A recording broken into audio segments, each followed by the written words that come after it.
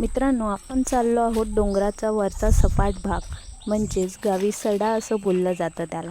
तर सड्यावर चालत आपण कोके शोधायला चाललो आहोत. तर चला बघूया आपल्याला कोके भेटतात का. पावसाळ्यात रानात फेरफटका मारण्याची मजाच काही वेगळी असते. पक्ष्यांचा किलबिलाट आणि सगळीकडे ओढ्याच्या आणि झऱ्याच्या पाण्याचा होणारा खळखळाट. या आवाजाने मन अगदी प्रसन्न होते आणि प्रत्येक पाऊस पडून गेल्यावरती झाडांना पाहणं अगदी नव्याने नटली आहेत असंच वाटतं.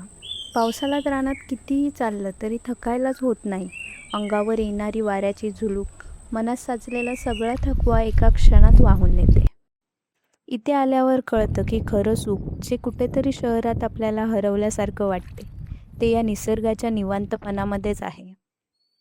बरेच खोके आपण जमा केले आहेत आणि हे कसे बनवले जातात ते आपण नेक्स्ट व्हिडिओमध्ये पाहू. धन्यवाद.